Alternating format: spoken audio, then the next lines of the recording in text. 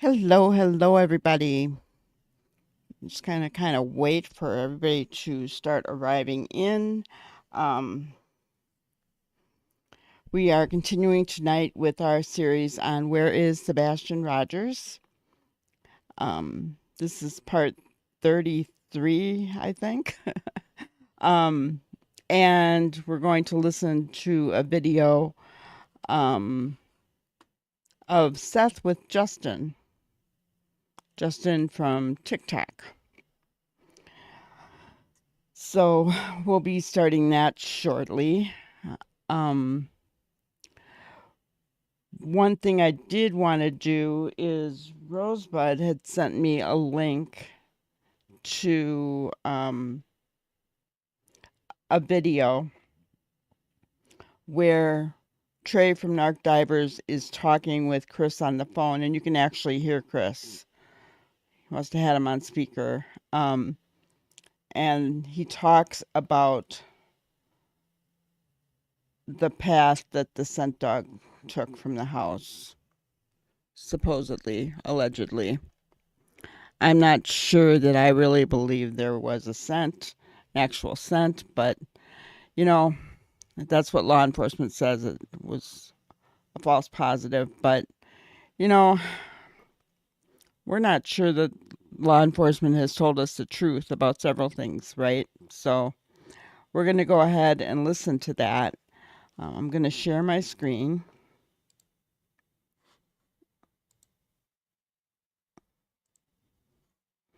All right, here we go.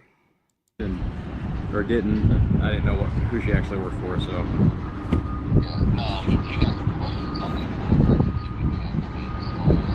Yeah, well, there's a lot of BS out there. People saying there was no dog scent. that's what I heard. And then I read the article from the actual news, and it said that the dogs got a scent that they from an article of clothing or something, and then they tracked all the way here, like several times. Well, here's you a better one. There was the dispatcher. The call got released from the dispatchers to the deputies and the responding units. In that release of information, you can clearly hear the dispatcher and the cops all saying the dog's got a scent is over here at this pond. Okay. And I mean, for people to say no, it didn't. Like, now you're bullshit because and that's what deputies said that shit in the dispatch. And that's what everybody kept saying. And I'm like, there's got to be some truth to this because that doesn't make any sense. Like, so yeah, they tracked here. So yeah, and then like I said, the path that they tracked. So our subdivision, if you're in that subdivision, directly the next subdivision over to the left is our subdivision. Okay. It's called Victoria Place. Okay. The scent that they got, as soon as you turn in our subdivision, you're on Keller. Driving all the way up to the very top of the hill at a four-way, you'll see that to the right they're cutting in the new road that will link all this together. Okay. Yeah. The scent is that what he's talking about? Directly right there? Okay. Oh. So a track. Yeah, they had a car. Yeah, there was no question. The dogs were on it. Yeah, it was 100%.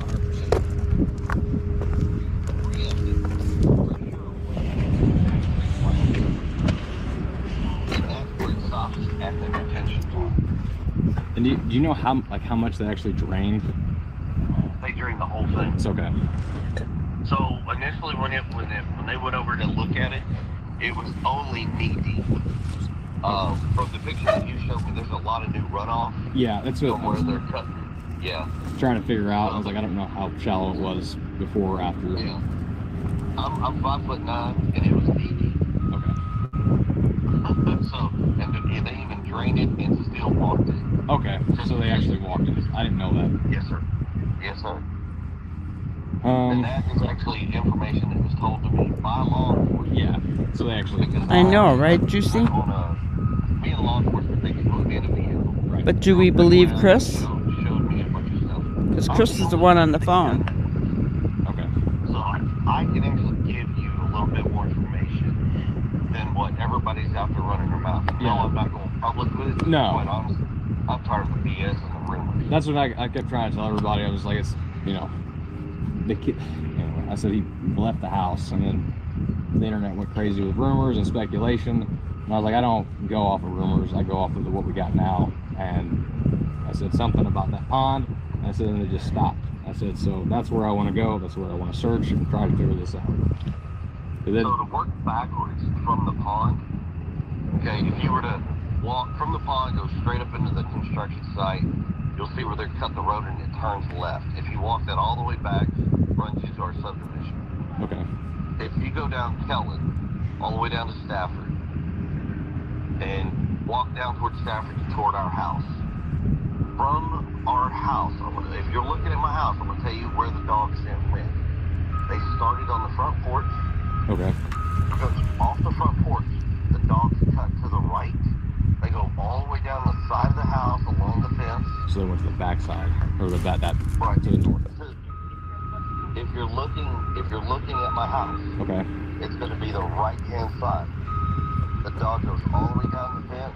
The dog comes all the way back up into the yard, and then it cuts diagonally to the house next door to us through their backyard. And that is the direction which the dogs take off. Now after that, that's where they get over to the main road, go up Kellen, and head over to the other subdivision. Okay.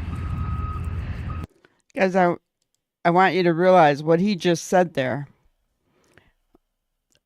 That path that he says to the pond from his house is the exact same path that the flashlights were in.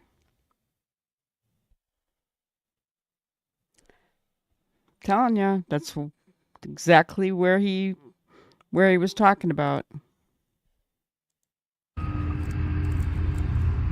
I know. I mean, they've had dogs. How many? Yeah, a lot of dogs. But day one, there was 5 dogs. There was a Belgian Malinois, a blue heeler, 2 bloodhounds, and a blue tick. I know with good dogs, like they'll do the track that's on the ground, and then if they smell a stronger scent in the air that's closer, they'll go to that direct scent. So if all the dogs were tracking actually on the ground, then I feel like this is the play, like the spot to figure it out. Because if he would have cross-tracked, like actually like headed back, they should have been able to pick up on it, like a good dog. So, in the 8 days of the... You're entitled to your opinion, Mike. Days, on day 1, the 5 dogs did that. Out of the 8 days, 3 different dogs from 3 different groups went to that same area and that same scent. On day 1, 2 of those dogs did the same path. Okay. And I'm pretty sure that was the bloodhound and the blue tick. It was probably a better dog. Yeah, those 2 were probably the better ones. Now, the guy, man, I can't remember this guy. I called him Michael, but I think they call him Michelle. Okay. He's French. He's out of North Carolina, I believe, and he trains. He teaches, he trains or canine handlers. Yes. They brought his dogs out, and one of his dogs did that same path. From what I was told, that's why I was like, well, there we go, folks. That's why out of all the dogs, there was at least 3 consistent hits that do that Right. path. And then we went to the strongest path, the strongest, most recent scent. And there was a couple dogs, like one dog went over to Longhole Pike and got there and he lost his scent. The rest of the dogs all picked up scents, but then they go in all different directions and they lose. Well, I appreciate your information, and I'm gonna try to figure this out and keep on working at it. And if I get anything, I'll let you know. Yeah, that guy I sent you his info, Ken Wagner. Okay. He's the EMA director for Summit County. He was the one, I guess, they were doing. He was responsible for the ground searching and the waterways and the caves and everything. Okay. If you can reach out to him, he can give you more details as far as like the water. What's been covered. Yeah, in the caves and stuff.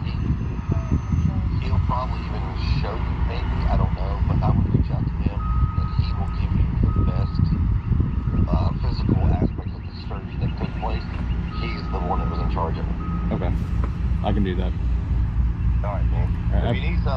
Yeah, I'll give you a call. everybody and, okay. All right. Thank you very much. All right. Thank you, sir. Bye. Okay. So Mike, you do realize that Sebastian left with the flashlight, right? I'm gonna tease you. Okay, so the next one that we're doing is the interview that Seth did with Justin from TikTok, but Justin was on YouTube. But I have to specify which Justin because there's a couple of them. So I'm going to share my screen on that one, and we'll watch that one. Hi, Canine Mom. Good to see ya. I didn't say hi to Juicy. Hi, Mike. uh, Wrong one. Share that one instead. Yeah, that's the one. All right. Hey, Seth, how's it going? This was on April 3rd, guys. Yeah, it's going. Yeah, I know. Yeah, we don't have to do the pleasantries on that. I know it's not going well for you. We're over a month of you not having any rest, right? Constant interviews, constant everything. Constant something. I don't know what it is, but I don't wish it upon anybody. No, what you're going through is a parent's absolute worst nightmare. Before we get started, I don't think you need any introduction, obviously, but before we get started on questions and things like that about Sebastian, who this is really about, is there anything that you want to say to the people before we start? Thank you. Thank you, all those that are helping me find my son. Thank you for everybody who's showing up to search. Thank you, everybody who's putting out flyers, even where they live. Every little piece helps. I want my son's name and face plastered everywhere. And if somebody out there is watching this and you have my child, he's mine. I need you to just drop him off at an open gas station and tell him to go inside and tell him who he is. I haven't heard that, Mike. And tell him to call 911. One of the questions I was going to ask you later, but let's go ahead and get this one out of the way because it goes with what you're saying. Other than what you just said, is there any other message that you would like to convey to anyone who might have information about Sebastian's whereabouts? Anything that you want to say to them at all outside of what you just said? Show up. They email me. There are people on Facebook that for all these sites send it to them. You know, there's Miss Terry Lynn. She has a podcast. She wants people to send her tips. If you're local and you have a tip, come by where we gather before we go out to search. I live in Clarksville. You know, you'll find me. My truck's pretty easy to make. I mean, there are people, even if you want to call where I work, call, and they probably won't like this, but call Davison County Sheriff's Department. Tell them that you have a tip. They'll get it to me. I'm pretty sure. I've gotten a lot of support from Davison County. Yeah, I'm positive they would get it to you. And at the same time, you know, if it comes up and you guys need to get a tip to somebody, you can reach out to me. You can reach out to Pascal. You can reach out to anybody that has anything. For me, out of all the cases that we've talked about, this one really hits me hard because I am local. I live in Sumner County. It is very, very close for me. This is my community. Sebastian is my neighbor. And even though you're in Clarksville, you are too, although getting from here to Clarksville, there's not a straight shot. But, you know, this is... Do what? I said that's because of 24.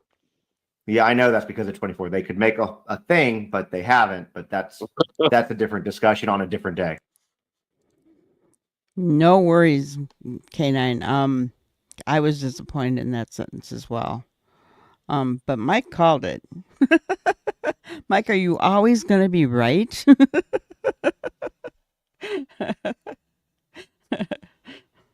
All right.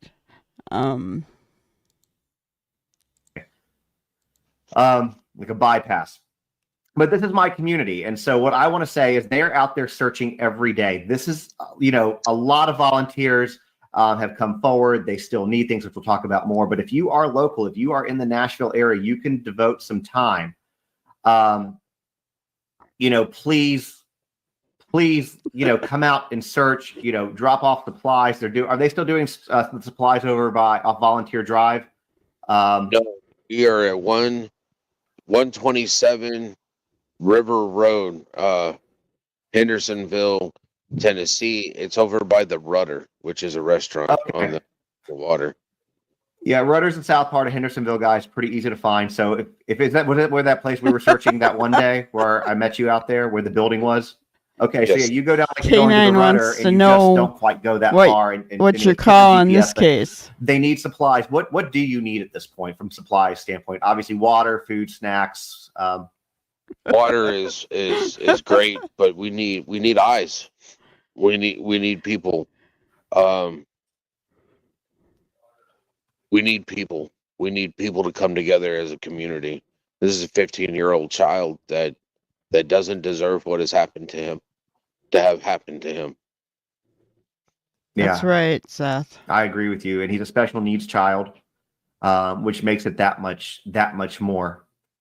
And so, yeah, if you guys are out, I know that I know that this live was posted in a lot of Sebastian Rogers groups and a lot of local Hendersonville groups. If you are local, please find some time to come out and search. It doesn't have to be a formal thing. You can come a little bit later. You can come a little bit earlier. You can organize your own independent search. There are maps of where they've gone. If you do live in the area, and you have property, because with Hendersonville, as you know, Madison, Goodlettsville, Gallatin, there are some people that have pretty large plots of land. If you have one with anything on it, from water to, wells to caves to any places where he could hide or be stashed, please check. And like law enforcement said in the press conference yesterday, if you're afraid to go do it yourself, you don't want to do it by yourself, call them. They said that they will come out and help you search. So that being said, let's start here, because this is about Sebastian, right? And we've had a lot of people ask a lot of things about Sebastian, but we don't know a lot about him. So if you don't mind, how would you describe him as a person, as your son? What are some of his Do passions? you think some of he's his still interests? alive, Mike? Oh boy, loves video games. I think it's more like a close toss-up between animals and video games. When it comes to animals, he loves cats.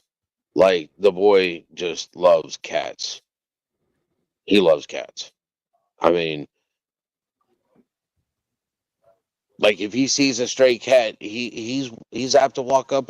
Why is it running from me? Well, son, it's a cat. Trying to explain that to him, and not. I mean, my son got bit in the face by a dog, and he had to have 7 stitches in his face, and he still isn't scared of dogs. I mean, he's not scared of anything except for, I guess, his stepfather. That's fair. What are some of the memories, like your favorite memories that you have with him? What stands out to you as a dad? I know that you have a great relationship with your son. What are some of the things that you guys like to do together? Well, I think one of the favorite things that he likes to do with me is road trips. Me personally, I'm not a fan of road trips because he were to drive. Okay, if he were to drive some, that'd be great. But I can't even vehicle stationary. But he likes to go on road trips with me. He likes it when I take him to go. I mean, he was born in Georgia. We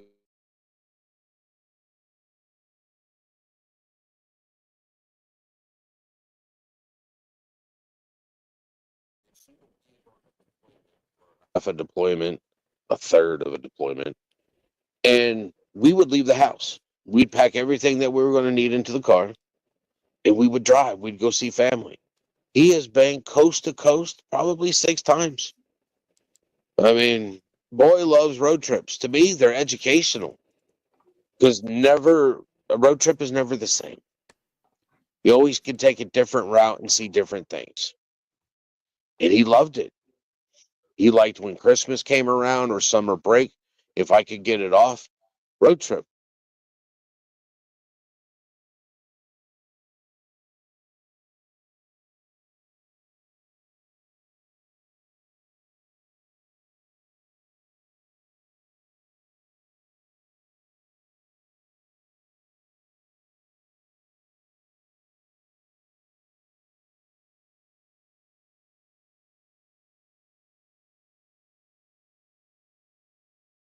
Parents lived down in South Texas. We go down there and go fish in the Gulf of Mexico. Boy, loved that. I mean, there was nothing like going on the boat to go fishing. You know, he got to see baby hammerhead sharks. One of the people caught one of those little 11-inch hammerhead shark, and he was like, "Dad, it's a shark." And I'm like, "It is. Can we keep it? No. Can we eat it? No, son. If for in order for it to be big enough to eat, it'd be big enough to eat you." Um, you know, all the jellyfish and stuff that were in the water. I mean, he's inquisitive. He's always been inquisitive. He likes to ask the questions because he wants to know the answers. He wants to know more and more. And it's like, know things, ask me. You know, I like sharing my knowledge with him. He's my mini me. Okay. So, just kind of going by what Mike said earlier, I wanted to show you guys something that I saw. Was it last night or this morning? I don't know. I took the name of the person off there, but I saw it in a group posting. Now, I'm not one that usually follows mediums or psychics, just not me. But it says, "Hi, I'm the medium who drew where Riley was and has found multiple people in the UK. I really would like the X-shaped road checked behind the servo and eatery and storage across from his school. Is anyone searching? I believe he could be there all alone. I believe he slipped into a crevice or concrete structure and couldn't get out. He's always looking up when I remote view him. All I ask is if you do check, you let people know who you lead there if you find him. Thank you." So I just wanted to let you know that I did pass that along to CJ because CJ said he's going to be there next week, midweek. So, maybe he'll check out the area. Like I said, I'm not one for mediums or psychics. I'm just not. But at this point, and like Mike has said, that's really close. So, um, anything is worth checking, right? We need to find Sebastian. I'm praying he's alive, but we're only a few days away from 9 months, guys. It's really hard to hold out hope. What did he have a favorite place that he liked to go when you guys road tripped? He'd like to go see his mom and my mom and dad. I mean, he liked. So down They in have, Texas. yeah. He likes dogs, and they have dogs. They have a little Boston pit, and they like him. He liked them. He was so heartbreaking when one of them passed on. But you know, he enjoyed it. He enjoyed seeing family. He enjoyed the trip. He enjoyed the experience of it, I believe. Yeah, I'm sure. You're wearing. I see. I'm wearing green. You can barely tell, but the shirt that you're wearing. Can you show people that for a second? So this shirt right here for Sebastian, you can get a shirt similar to. I think it's someone similar to what you have on. If you see what I have scrolling down here at the bottom, it's bonfire.com/Sebastian-Rogers. You can get one of those, and at the same time, I put Seth's Cash App up here. You can see it too. So if you want to donate to the cause to help with searches, look, guys, I'm going to tell you right now, this man has been out there every single day. He does not sleep. He does not eat. He is definitely not taking care of himself. And searches are Okay, so Mike, yeah, I kind of looked it up on Google Maps myself. I'm curious. What I'm gonna do is I'll show you what I think she's talking about here. Um, so let me share this tab. You guys see Google Maps? Okay. All right. So, do you see the X, the way the roads go? I think that's what she's talking about, right? The high school. Um, is the top left there. Okay. And then if you zoom in, this I think is what she's talking about. She's saying servo, that is UK talk, right? She means convenience store. So I think she's talking about the Beach Market and the grocery. And the storage for the school. So I don't know if this is the storage. I don't know if she's talking behind here somewhere. I know that they have searched this area. It's within the 5-mile radius. But, again, that's the X, right? And she said behind the servo. So if we're talking behind the servo, we're talking back in here and there's water in there.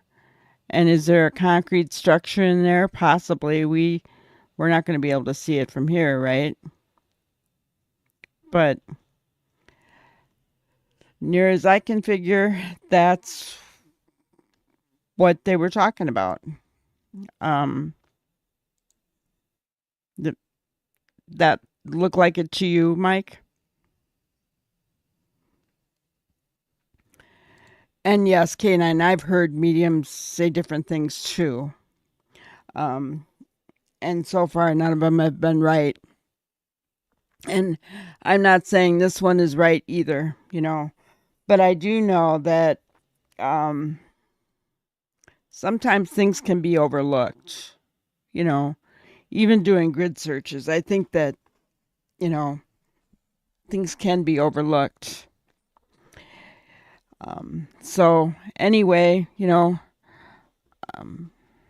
I gave it to CJ and hopefully he'll check it out, and we'll go from there. So let's get back to our interview because I think this is like Expensive. 40 minutes. He's not working right now because he's taking the time off to find his son. So if anybody has anything, if everybody between all the platforms that are streaming this right now went to that Cash App and donated just $1, it would make a tremendous difference for him. There was something that you said a little while ago, and you know that we talked about this beforehand, and I don't want to talk too much about your ex and his stepfather. I want to keep that to a bare minimum because this is about you. This is about Sebastian and about you because you're the one that's out there every day doing things. But you had said a second ago that he was afraid of his stepdad. What has he conveyed to you or talked to you about that you are able to talk about why he was afraid of him? I found out afterwards. I mean, I found out after my son disappeared that he was scared of his stepfather. I mean, I've seen some of the podcasts where he has used the belt. I mean, if you think about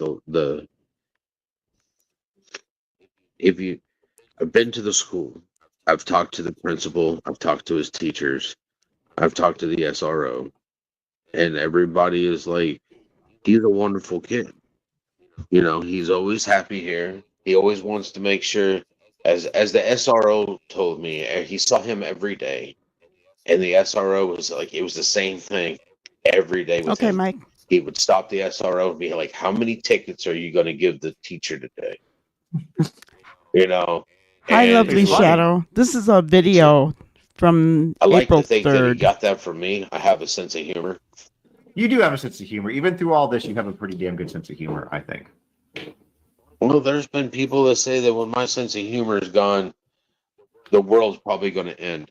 But you know, yeah, he's got a sense of humor, and everybody at the school was like,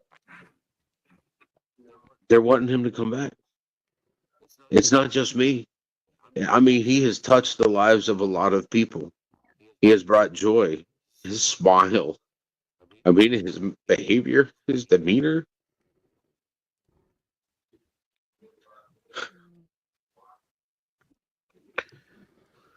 Please don't I'm sorry. cry, Seth. I You know make it's me hard. want to Take your cry. time.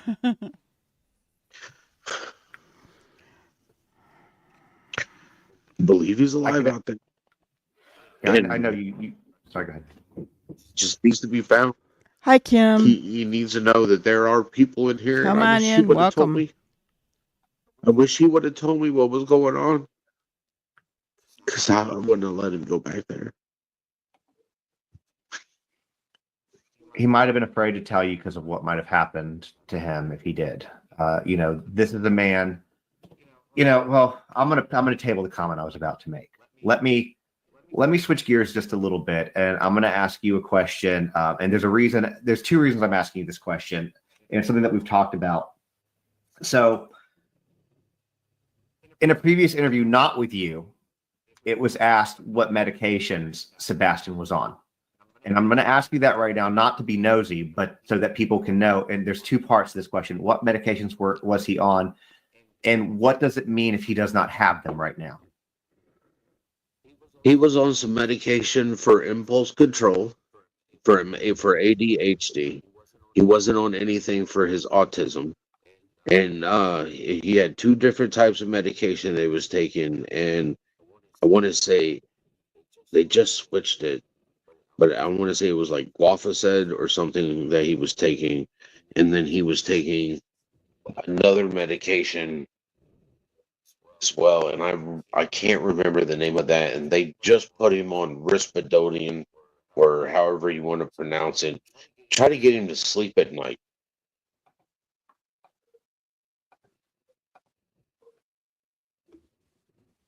I didn't have a problem with him sleeping here, so I never really understood that. I mean, I'm not a doctor, but he just turned around and they removed his tonsils because he had obstructive sleep apnea. So they were trying to get him to quote unquote sleep. Well, I wonder if Seth said that, peace and happiness. By the way, thank you for coming on in. We appreciate you. Um, but did Seth say that after he got um, those records from the CPS?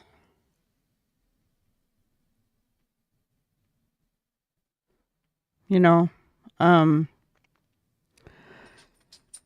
because maybe he knew something, from there.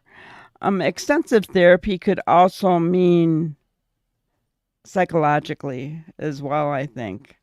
Um, which would be, you could understand an autistic child being lost, or, if he's out there alive, um, whatever he's going through and dealing with, it's got to be pretty difficult on him, and so I could see why Seth would say he would need extensive therapy mentally for that alone, right?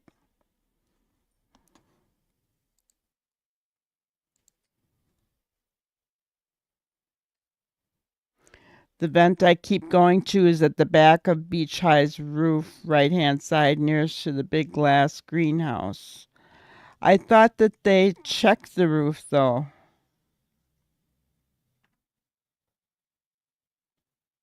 Somebody said they checked the roof.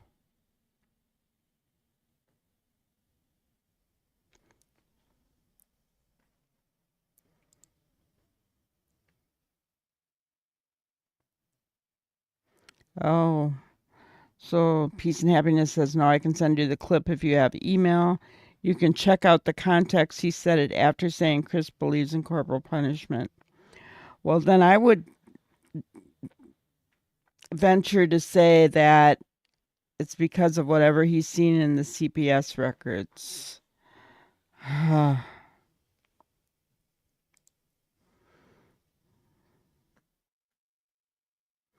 I hate that parents turn a blind eye to their kids getting tested for autism.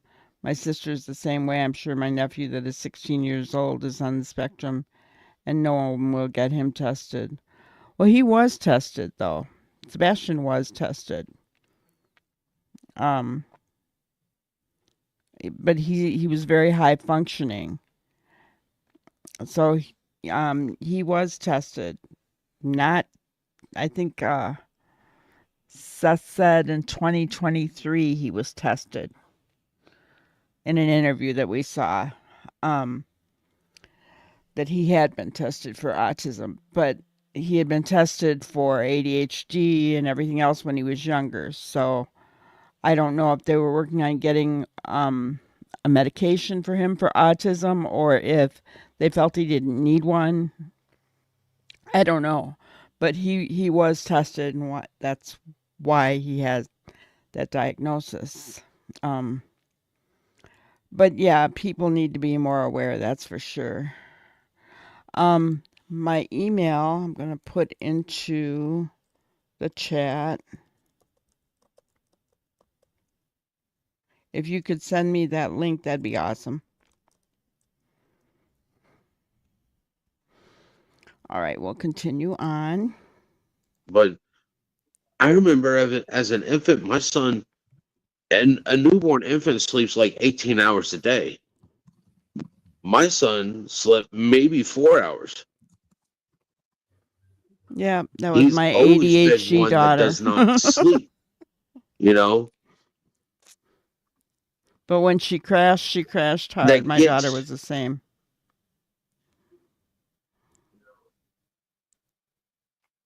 there's just, medication doesn't always solve all the problems. Sometimes I think parents use medication against their kids because they just don't want to deal with it. I literally, I only worked part time until my divorce because I spent most of my time taking care of Sebastian. He, he's not perfect. Nobody is. But that doesn't mean he's a horrible person. It doesn't mean he was a horrible child.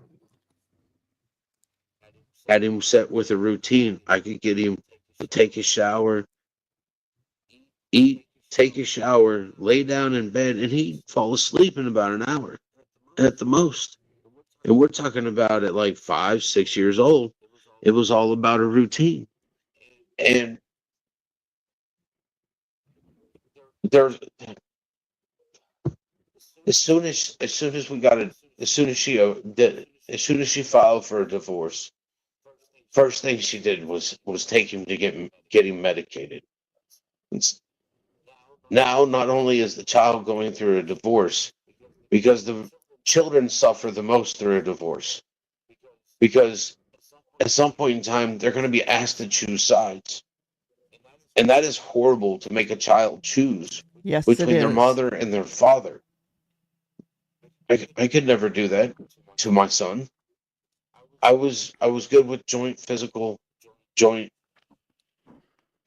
legal custody because I believe that a child needs both his mother and his father.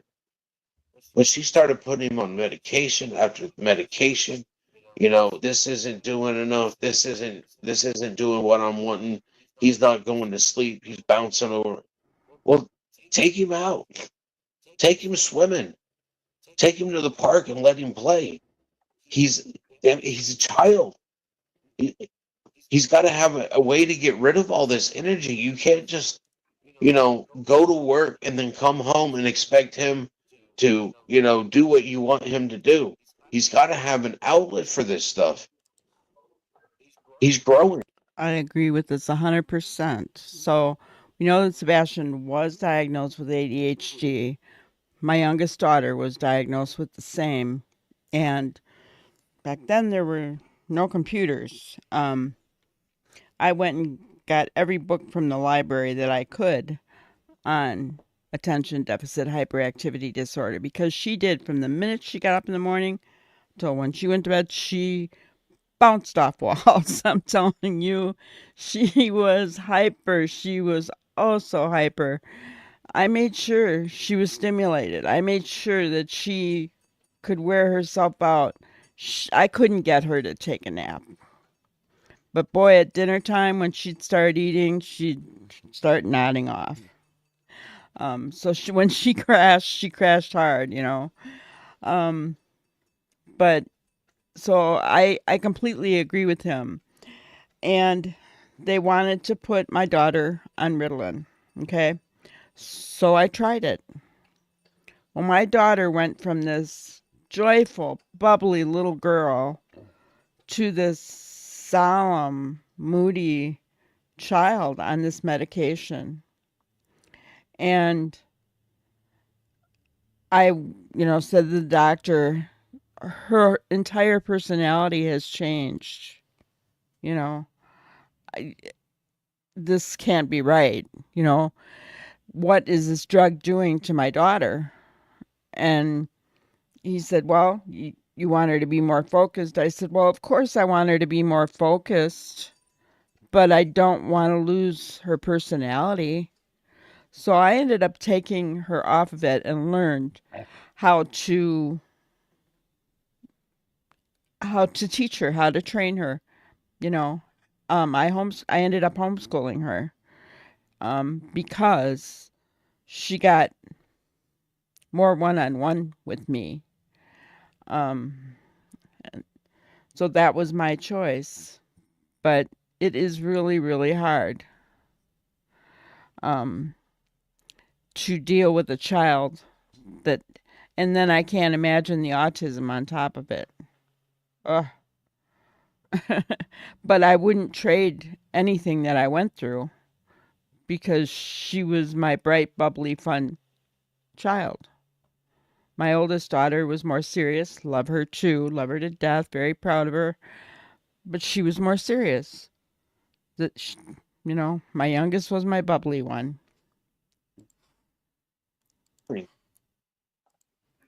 Yeah.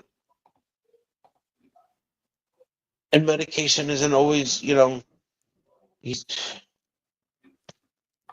it was just an uphill struggle.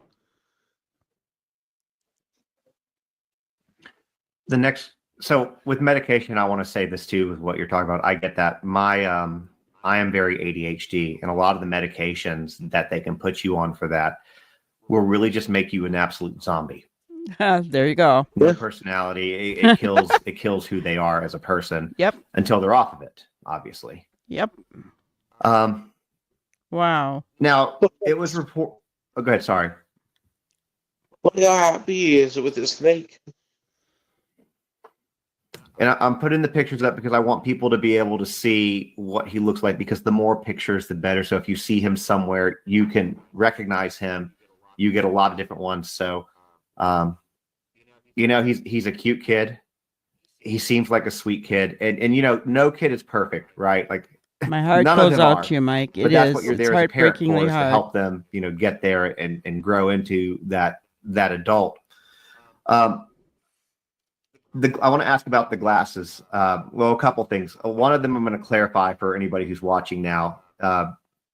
Glasses were found during the search for him, and I think it's safe to say now that you were the one that found them. Correct? It was one of my search teams. I wasn't the actual person to find him. It was one of my volunteer search groups. Okay. If I understand correct. Oh, sorry. Yes, he did. Go ahead. And my understanding is those glasses were not his. Is that what they determined? That's what everybody knew that off of the internet before I did. So, yeah. Okay.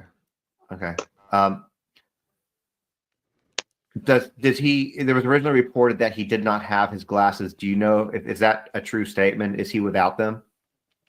From my understanding, he has his glasses. Okay. That's Good. That's why when they said they found a pair of glasses and they sent me a picture of them, I was like, that is too close for me to tell. Go ahead. And they told me that nobody was picking up the phone. And so I reached out. I wasn't able to get a hold of anybody, so I flagged down a deputy sheriff and kept him at the volunteer place. And I told them to bring it on. Told them put on gloves, take pictures around them, how they're laying, so on. Take pictures and put on a pair of gloves. Did you catch what he said there, guys? The people, his searchers that found the glasses, could not get a hold of anybody. And then he tried and he couldn't get a hold of anybody, so he physically flagged down a deputy sheriff.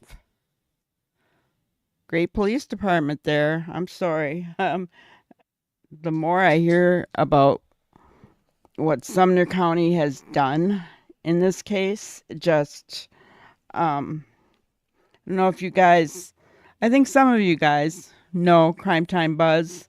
I was watching her the other night and she tried to call Sheriff Craddock. And he was rude as all get out to her.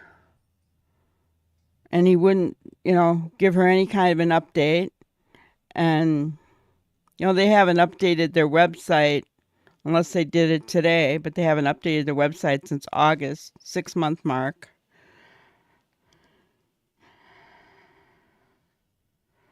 But, oh, Mike, I'm sorry to hear that. She was a cutter. I'm glad to hear she's doing better. Yeah, it is really, really difficult to deal with children who have issues. I think mine, the biggest one was that she always had so much energy, it just wore you out. The second thing was she has no filter. And to this day, she still has no filter, over her mouth. I try to teach her that you can't always say what you want. You just, you just can't, so I get it. It's very difficult. And I give you a lot of credit, Mike. I give Seth a lot of credit. Anybody that's had a problem child, and trying to deal with them and get them help. And it's just heartbreaking. It is. Gloves and bag them and bring them in. Do not touch them. Don't get any DNA transfer or anything like that. And they did. They brought them in so that we could have an exchange and we could have a chain of evidence. There was something that you said earlier that you were talking about, and I kind of want to, and you and I talked about this a little bit on the phone, and like I said, we don't want to talk too much about, your ex and that side of this. But there is something that I did want to bring up because information about you and your divorce with Katie was leaked. And some of the stuff has taken the internet to put a lot of accusations against you. And you and I have told the story, or told me the story of what happened. And I want you to kind of share what you're comfortable sharing. But what I found that was kind of odd between the accusations that are being thrown out about you through your divorce is that those stories are oddly similar, very similar, in fact, to the stories told by Chris when he was basically bragging about the way he treated Sebastian, the way that Nina Gomez, her children were treated and she was treated. It's oddly like it almost mirrors it exactly. And so respectfully, what I'd like to ask you, is there anything regarding those accusations that you would want to address? I mean, she filed for a divorce. She accused me of domestic violence against my son. Took several months. I ended up, when she filed for a divorce, me being the person I am, I was like, okay, we'll grab a legal pad and let's go ahead and do a divorce. we'll go ahead and split all the furniture and whatnot. What do you want? Obviously Hey, things of Brenda. that sort. And I was like, when it comes down to Sebastian, all I want is 50-50. He's my son, you're his mom, so. And when that part came up, she went and got an attorney. And the next thing I know, I'm being issued a restraining order for domestic violence and a move out order so that I would no longer have a place to stay as well. Um, I thought initially I thought it was her that I was being accused of being violent against. Um, she told them that I had an arsenal. They showed up with like 20 sheriffs in SWAT gear, armed with assault rifles, fully automatic in California. They walked up. I looked at the lady and I was like, "You're coming in here. Who are y'all here for?" Because I was outside with my son and he was playing with the neighbor's kid, and we're sitting there, drinking coffee, shooting the shit, watching our kids play. When they rolled up, he looked Oh, at me. He wow. was like, "I wonder who they're here for this time." Sebastian didn't And I need was to like, see that one day crap. they're going to be here for me because Katie's going to call them on me. And that was the time that they were there for me. They rolled up. The lady that was in charge, she she told me that why I was here, why they were there, and I was like, okay. I looked at her and I was like, "You don't remember me, do you?" And the lady looked at me. She was like, "No." And I was like, "I'm the father of the autistic special needs child." And she was like, "Oh, I remember you," and turned around and told all the deputies there that they needed to stand down. I'd comply with whatever was asked, and they were like, they stood down. There was no need for it. All that, um, you know, that time was before she did this. I was an armed security officer, worked in military housing, and they're like, "We hear you have firearms inside." I was like, "Yeah, I have my pistol that I use when I'm at work, and then I have the other pistol that is used for work because work issues your own pistol." And then I had my own, and they're like, "Where are they?" And I told them they were on my desk.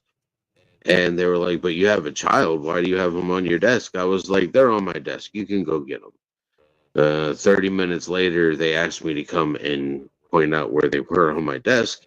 And I walked in and I showed them the secret little pop so that they would drop down so you could actually get them. And they took those, and I still never got my firearms back. That's California. But that was it. So I was hit with this. I turned around. I was living in my car, trying to make ends meet, trying to make sure I had money to feed myself, which was, yeah, it was kind of hard to actually get employment because I didn't even have a residence or an address anymore. Dealing with the court issue,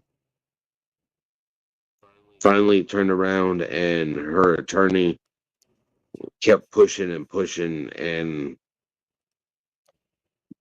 the judge at one point in time just turned around and told both me and Katie that we needed to be adults and remember that we're parents for Sebastian, and told us to go in the hallway and do a parenting plan, and dismissed everything. CPS had done their investigation. Finally, CPS never contacted me. One day I went by there just out of the whim. It was the last day. They were closing the case, and they informed me they've been trying to get a hold of me for the whole time. And I was like, "Well, my number hasn't changed in years, like 12."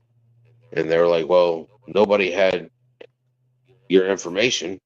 And I was like, "Well, his mother did." And she didn't even bother to give him that. They turned around and they were like, "Well, we can't find any evidence of any abuse." And so they submitted that to the court. The court dismissed everything. So one thing, hold on, let me try to get this better so we're even size. There we go. One thing that I want to say to the people with this is, oftentimes you want to make sure that you believe victims 98% of the time when they accuse somebody of something, but there are situations where you can tell that things aren't truthful. I will tell you that I have talked to Seth at length about some of this stuff, and I truly, and I would say this even if he wasn't here, believe him. Because I think there's a couple reasons why. So you can tell the way that he shares his story, and you can also tell in his actions, which is the fact that he is out there literally every single day. The other thing that I want to share with you guys from just a real quick personal note is that there are women like that who will use their children, fathers too, but there are women out there who will use their children as pawns, as control in a divorce situation. My mom was one of those. She had my Okay. So, Kayna, I don't think I've heard this. I think I watched part of it, but I don't think I've watched all of it because I didn't remember this part. But it's been a while as well. Um, and yes, we're taking it all in. We are. We're listening and we're hearing it all. Part of me is saying all that happened back then has nothing to do with finding Sebastian today. We need to remember that. Um, but some people, took that Katie filed domestic against him for Sebastian and then ran with that and started a whole big hate attack against Seth for that. Which is why, I have said I don't allow hate on my channel. Because we're sticking with our focus is on Sebastian. Are we hearing some of the stuff that doesn't matter? Yeah, I take it all in, I listen to it, and I try to remain objective about all of it. Honestly, what I see is a father who keeps breaking down. He continues to be out there. He did way more interviews than Katie and Chris have ever done. He's been out there and he's been consistent. And, what more could you ask for? Because that's what I would be asking for. So let's continue on. dad arrested in front of me multiple times by violating some BS contempt of court thing. It just sometimes happens. And I think that that's what he got caught up in. And I truly do believe that, because this is a man who has been like, y'all, every single day, and nobody has a bad thing to say about him. So I just wanted to clear that up, because I know that the internet guys can be cruel. Y'all know that. And so I wanted him to kind of clear some of that stuff up. There are some questions that have come in I want to ask you real quick for the people who are wanting me to share a couple things with you before we kind of go on. So the first one is, so how is he with strangers? Do you think that he would just leave with one if one approached him? Well, Hi, just Selbach. no. I don't think he would leave with one because he's apprehensive. I mean, taught him to be aware of your surroundings is what I was teaching him. But I've also taught him that not everybody is your friend. And I had to do that. There was an incident in California before Chris and Katie came back here. There was another CPS incident in California at her house. That's interesting, and we'll get to that right away. But I didn't think, Jensen, that you were being hateful. I didn't think that at all. If I had thought so, I would have called you out on it. No, I believe you. This interview, True Crime, was done with April 3rd.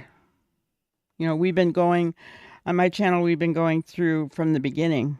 We're on this is number 33 from the beginning, just trying to break down, see if there's anything that we missed at all, And some of us either didn't see certain videos or missed parts of them. I think I missed part of this one myself. So, um, yeah, so that's what we're doing here.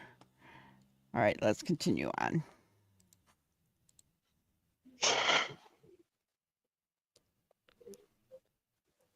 Katie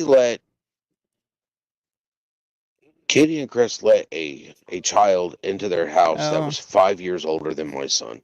My son was 7 or 8 at the time, and this kid was 13. And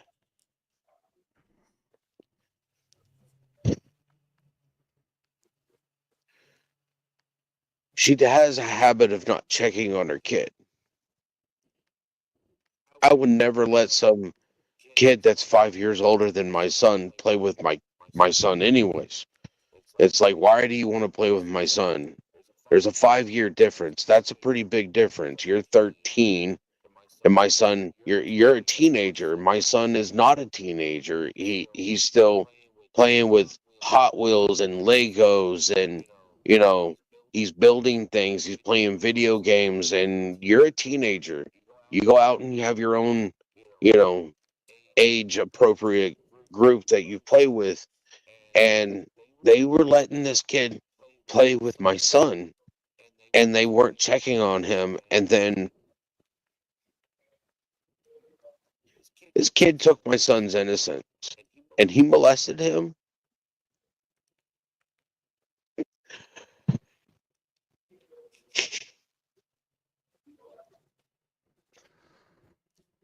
So you take your time.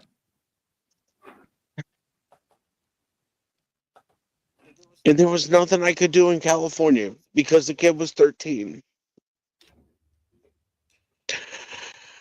But they let that happen.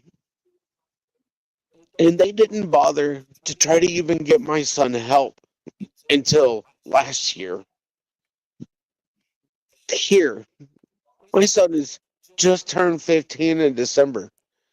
It means he's been dealing with an emotional, stressful, traumatic incident for the last 7 years. And I've been trying to help him. I've been trying to get him help.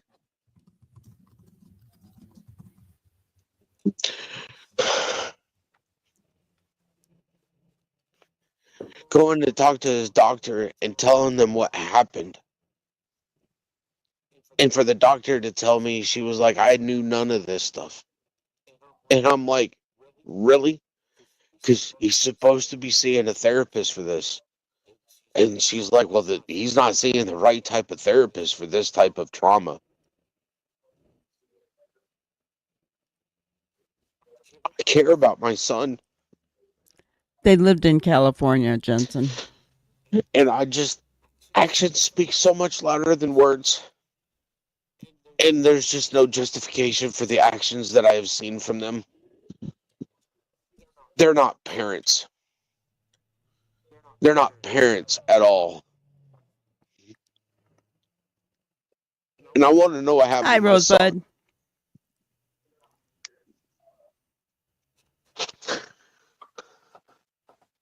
You deserve to know what happened to your son. Every bit. And I'm sorry, I don't think any of us were aware of that. And I am so sorry that, number one, that he went through that, and two, that as a parent, you're going through a parent's worst nightmare, but that's like the second worst nightmare. My son around his daughter. Because Chris has turned around into my mother told my mom, your grandson's a pedophile. No, he's not. He's a victim that hasn't got the help that he deserves and that he needs so that he can get over the traumatic incident that has happened to him. That should have never happened underneath their watch to begin with. That's why Chris doesn't want my son around his daughter. Because he's scared that my son is going to do the same thing that was done to him under his watch. And Chris Proudfoot, if you're listening to this, You can't hold that over my head. I told you. You're going to piss me the fuck off. And I don't give a fuck who knows. It's your fault. It's your and your wife's fault. You guys don't deserve to be around kids.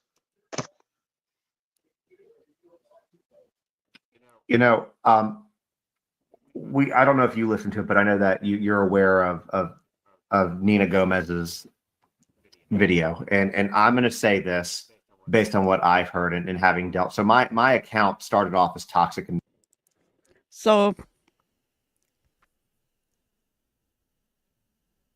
right, Jensen says that Seth talks in the past tense and that this is supposed to be about when Sebastian went missing. And you're right, you know. And it seemed like, I'm now remembering parts of this video, because I remember when this first came out, and even sitting here tonight listening to this, it was like, um, just an awful feeling in the pit of my stomach, right?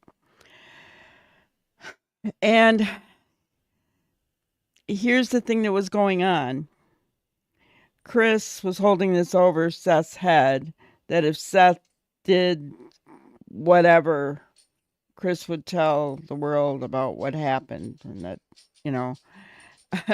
well, Seth was not going to allow, he wasn't going to be blackmailed, right?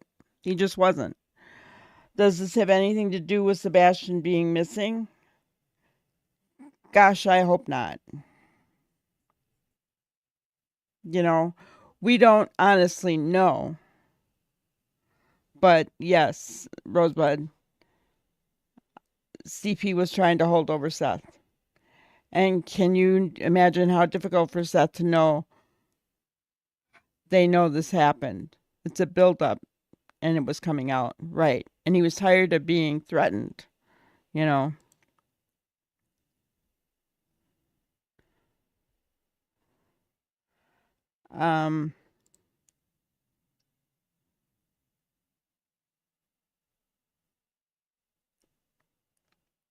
I hear you guys. Bottom line, poor Sebastian, that's a lot for a 7 or 8-year-old, and then no help. You know,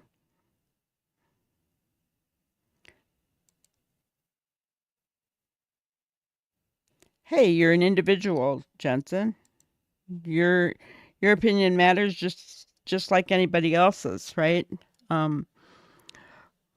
As long as we don't hate here, I don't have a problem with people agreeing, disagreeing, as long as we do it respectfully to each other,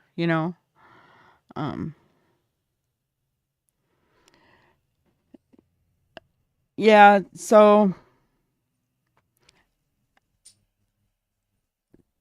we talked about it being 20 years, but Sebastian was only 15, so I don't know what you're talking about there, though. I think there definitely is more to this story. And I think this video was the catalyst to bring out a lot of the hate on both sides, right? Which we're not going to let it do here. But it did. I think this video started the hate that just spread about this case. I mean, I think it was already there, but I think this made it just ballooned, and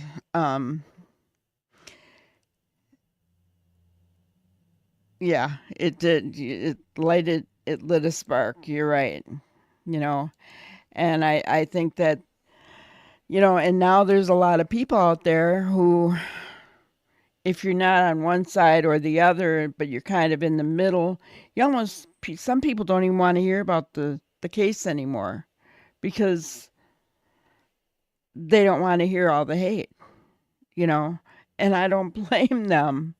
But my goal is that I want Sebastian found, Um, so Jensen says, I don't think this happened when they say, in my opinion. Yeah, I don't know, but I know it wasn't 20 years though, because Sebastian was only 15 when he went missing.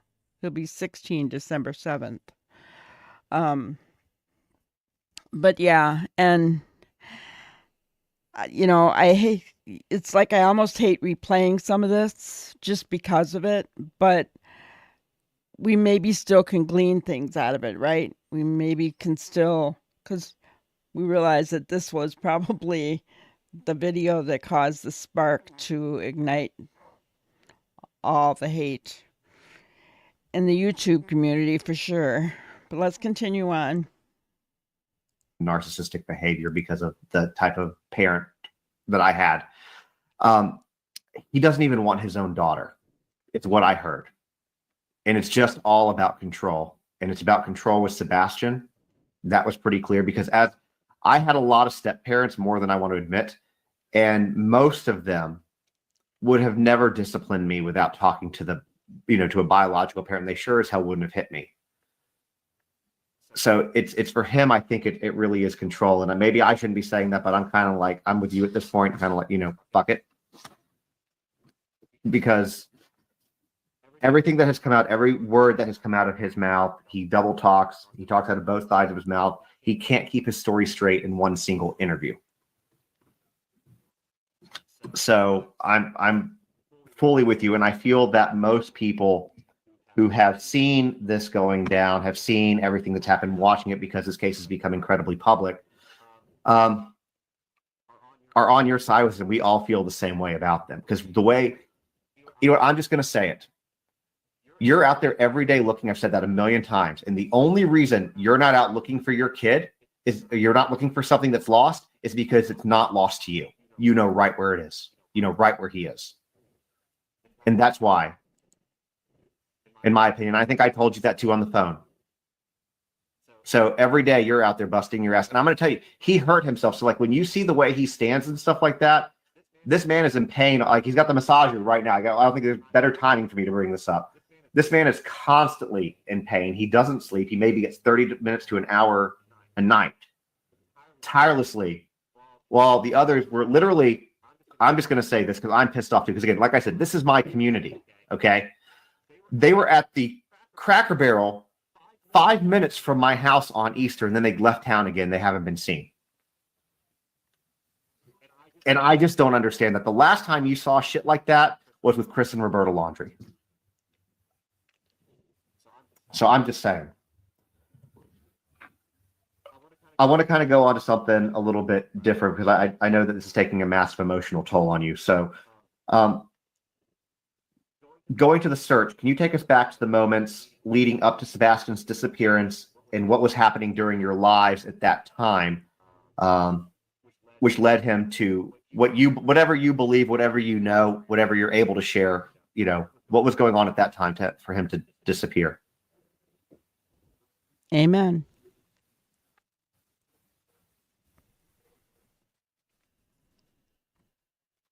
I talked to him on Thursday. Everything seemed to be normal. I mean, sorry, it hurts. I know. It's okay. I know you're hurt emotionally and physically at this point. And if you don't want to answer anything, if something's getting too much for you, you don't have to answer it. I'm just trying to focus so I can answer the questions. That's all. Pain is a overwhelming distraction at times. Sebastian was going to school. Whole point of him finishing his first year was he was supposed to come live with me. Mike, I have never heard We were that. supposed Not to do once. a swap where she Sorry. would have him every other weekend, and You have he a would be link. living with me, going Send to it school. to my email. And if she wanted him on his breaks, then she would be able to have him on the breaks. If not, then he would stay with me. I mean, I wanted full custody of my son since the divorce, but I did. I don't believe it's my right to take a child's mother away. That's something that the child would debate or would decide at a later point in time. Only thing I wanted to do was protect him. And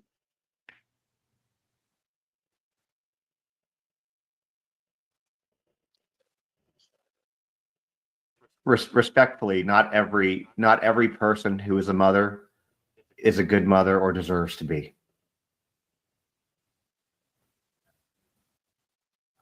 makes me feel like shit. You didn't do anything wrong. You're still not doing anything wrong.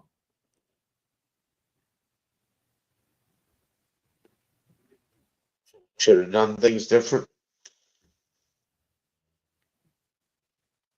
You wouldn't have been in that situation.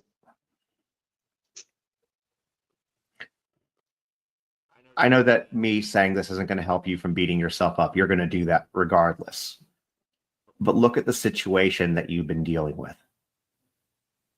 It's not, you're going up against two people who are constantly battling you in every bit with your son. It's the same thing that Nina was talking about. They battle every step of the way because it's about control. It has nothing to do with love of the children. It has to do with control. That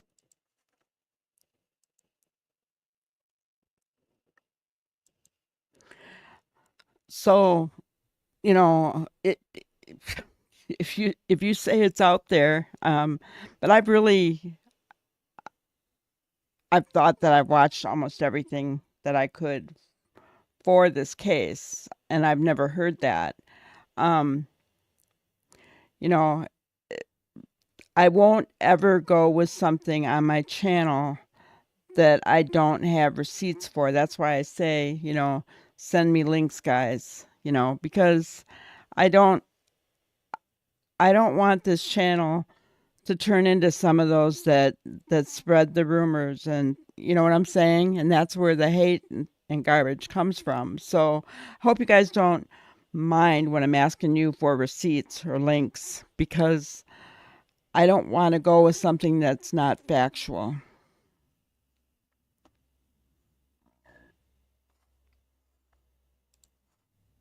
that's what it is. So how do I put it? Yes, you married her. Yes, you've been having this co-parenting situation for a long time. I have talked to you enough, and I've seen you talk in other interviews enough to know that you are not like that. And when you have somebody who is not like that, it's hard sometimes to grasp the full spectrum of what you're really dealing with. And so you can sit there and beat yourself up and say, I could have done this, I should have done this, but you don't know what you don't know. And I don't think you truly know what you're dealing with or have been dealing with. If it's out there, I Just makes believe me you'll want find to it, find Mike. harder. It just makes me want to find even faster. In your opinion, and again, this is one of those that I know with an investigation, you can be very limited. So if you can't answer, just say you can't answer. Okay. So never alone, please don't use all caps. YouTube doesn't like it, and Nightbot may delete you. So I just wanted to put that out there. Right. Folks spin things to the way they understand, which could not be the way it was intended. We have to listen, but also empathize with the turmoil. I agree completely with you, Rosebud. Um, I'm open to hearing anything. Just because I have empathy for Seth doesn't mean that I totally believe he's always been right. Or just because I haven't heard something doesn't mean it's not out there. But I'm not going to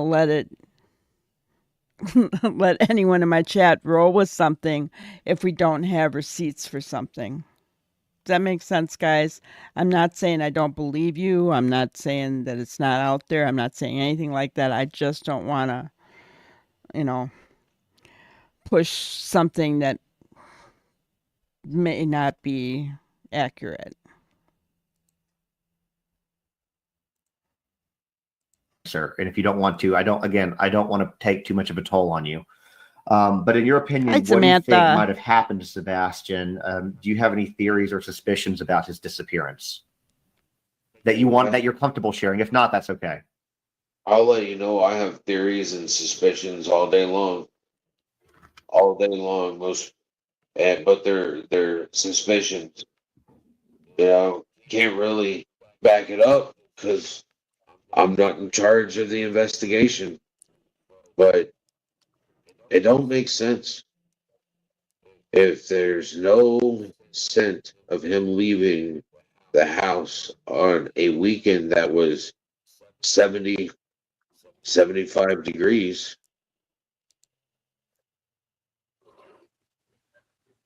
Then he didn't walk away from the house. I think that it's very I'm just going to say it. I think it's very obvious he didn't just walk away from the house. If the story that's being painted or told to us is true, and he went out there barefoot, then there is no way that those bloodhounds would not have picked up a scent leaving that property somewhere, and they didn't. So there's no way that he. Been something. There's concrete. You lose skin cells all the time. You're barefoot. You think you got socks on, you're going to lose particles. It's just none of this makes sense. The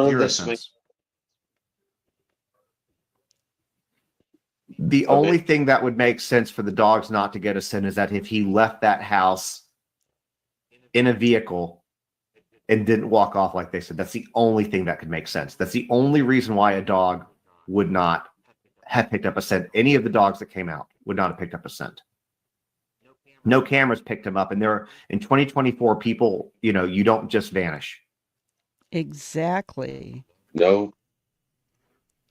In 2024, I'll walk outside right now and you look around and people have at least their porch light on. Something that makes it obvious so that if you're walking around the house, they can see. Nobody has their yard and their house all blacked out so that cameras can't see shit unless you're fucking hiding something. I would agree. But even in the dark, a lot of these cameras can still pick up. Bonnie M., what are you talking about? I am law enforcement, and I'm not trying to sit there and point fingers. But you think for 1 second that the people that lived there did not know where people's cameras were at? They know. And again, you don't have to say anything to what I'm going to say, but I find it odd that she works for ADT and there's no. We don't security. talk about other creators on my channel. Security. For Brinks. Okay, somebody said ADT. I thought it was Brinks, but okay, Brinks. But same thing though. So if you work for them, you get free security here, systems or at least discounted. We haven't even been talking. So about I find Betty. that I just have found that very. I'll just say odd, is what I'll say. Unusual, weird. Unusual. Yeah, it's strange. So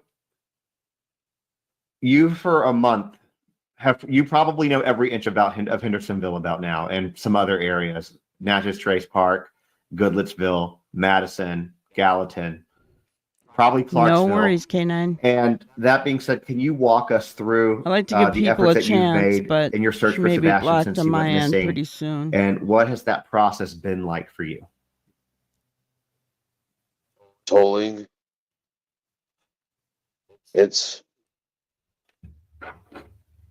I have been to Drake's Creek Park. I have been across from there. I've walked through water clear up to my ankles. Well, to my calves. I had water up to my ankles in my boots. My parents have helped me search, and this was just the first week. I've been up and down Happy Hollow, Muddy Hollow, Tier Branch. I've been to the tallest point in Hendersonville. Didn't know that until I spoke to the gentleman that has a house up there. What's the I've tallest been. point in Hendersonville? There is a road that comes off of. What is it? It's new. Long Hollow Pike goes this way. It's the house, the road Yes. right next to Going the after high school. creators. It's just Oh, I know where you're ridiculous. talking about. Okay, I was just curious because I didn't know that was the tallest point in Hendersonville. It's not, So, but if you go up, you make the first left on there. I'm sorry.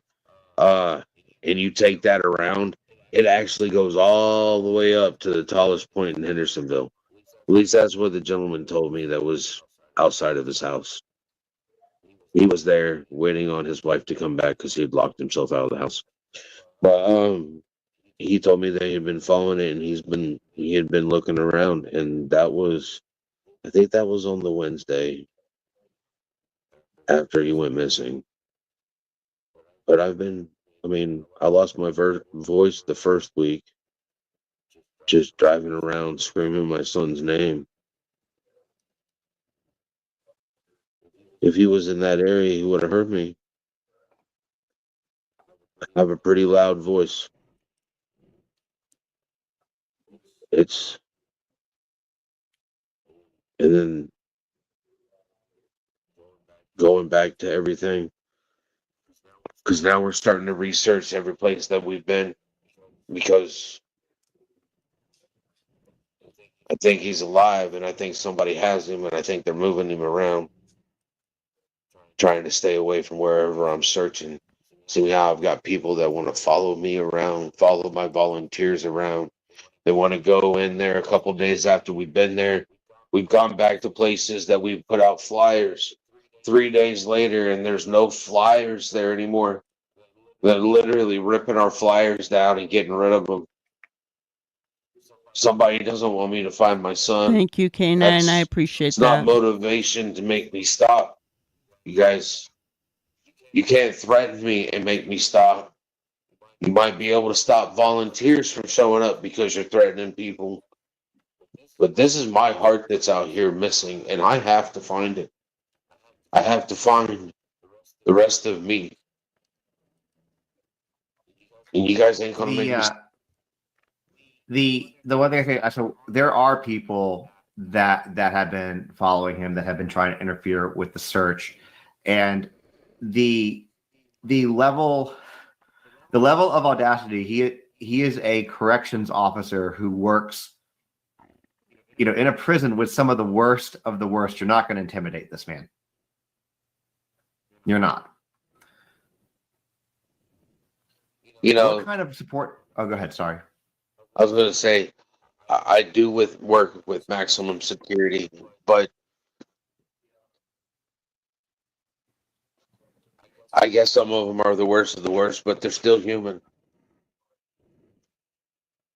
They're still human too. They're there to pay for their crime that they've done. All right. But I'll tell you what, even criminals have an issue with people that hurt kids. Yes, All right. they Absolutely. do. So do gangsters. So does the mob. So does everybody normally, you don't mess with kids. You don't mess with kids, and you've messed with a kid that is autistic. And the worst thing is that you mess with mine, and I won't stop. I'm not gonna stop. You can't make me stop. You can't. You can't threaten me and make me stop. It's not gonna work. Get over yourself. You ain't that important. And I'm talking to whoever's got my kid and whoever's wanting to follow my volunteers around. You're pathetic. And you're a coward. Well, I can tell you, you're not going to stop volunteers love in this that. area. This community wants to try to find him, and we're not scared. It's a good community.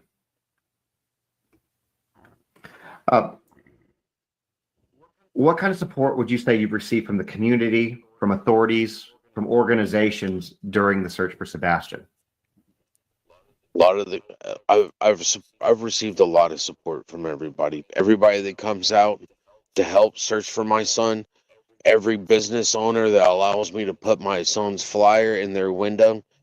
Property owners that I get a hold of and I call up, and they literally drive Thank you, over to where their Danielle. property is and unlock it and let us come in and search. I mean, it's extraordinary, and I appreciate that 100%. When I call you up and I asked if I could go on your property, I'm not accusing you. I'm just asking because this is private property. It's yours. And the only thing I can do is ask you if it's okay if I come on it to search for my son. And I appreciate those that say yes. Those that say no, it's your prerogative to say no, but why would you try to stop me from finding my son? I'm not asking you to let me search this on my own. You can walk with me. You can come with me. Help me find my son. That has been my plea the whole time. Yeah, I do not understand why, if Seth is going up to a homeowner and asking if he can search their property, even along with them, why they say no. I mean, any good person that has nothing to hide, I guess that would be the reason, right? Any good person would say, yes, come on, I'll help you. Let's do it together. You know, I, right? Canine, yeah, I'd be there too if I could. I may be 66 years old, but I'd search wherever I could. I don't know how much, I probably need to stop a lot. But if I, you know, I'm 11 hours away, so, and I live on Social Security. Just no money to get to Tennessee and stay there to help. If I could, though, I would be there, guys. Yeah, Rosebud, that never makes sense to me. Why would people say, no, you can't search my property? In my opinion, they got something to hide.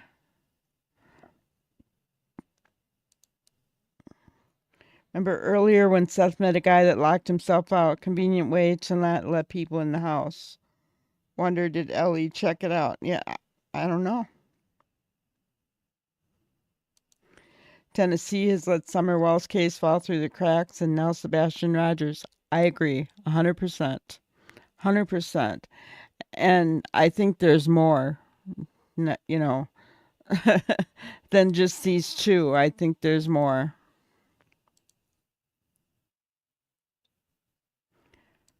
Right? What is wrong with the state? I agree. I agree. My son in law used to be a detective for Nashville. I should call and have a chat with him and ask him I mean, he left there. And he's now retired from the police force. But yeah, I should call him and ask him what his thoughts are on the police force in Tennessee. And you're in Oregon, so that's a bit of a drive for you. Yes, Rosebud, you're right. Our prayers do help. They do. And I believe that our prayers will bring Sebastian home, and I'm believing by Christmas. Right? Yes, Mike, exactly. There's hundreds of missing kids in Tennessee. There are. There's a lot of cold cases in Tennessee as well.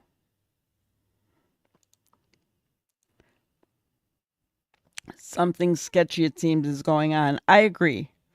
I agree. And someone once said, and I don't know if it was on a video or what, but somebody said that Nashville, because of all the freeways that run through it, run through it, is a major hub for sex trafficking. And that's probably very true. All right. I need people to come help me find my son. Heads up, eyes open. He could be around the next corner.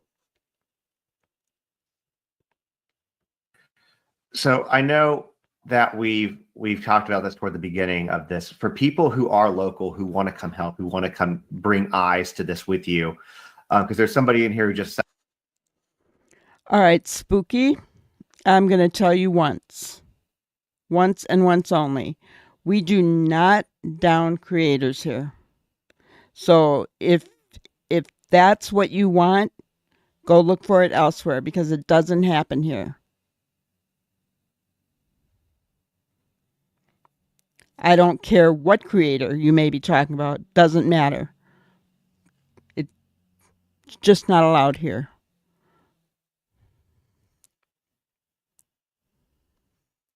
Thank you, K9. I appreciate it. a second ago said that they're a preacher in Gallatin, and I'm sure he can get the congregation, things like that going on. Where is the best place to find where y'all are searching, how to get there, how to get in touch with the people who are organizing that? What's the best way for that? That's going to be my first question in regard to that. We're meeting at 1. We meet there every morning at around 9:30 at the Rudder, at the parking lot at the Rudder. That's where we meet. We hand out flyers to get out people flyers. We have everybody sign in. The only reason we have people sign in is so that at the end we know how many volunteers we had, so we can do a head count. So we're not missing anybody, because the last thing we want is somebody to go missing while we're searching for my son. I don't want anybody hurt or injured. If you don't feel comfortable doing something, open your mouth and say it. I wouldn't be afraid. I try to split people up so that, I would have somebody with me, adequate protection. but nobody would There scare are me people off. that literally are armed with my people.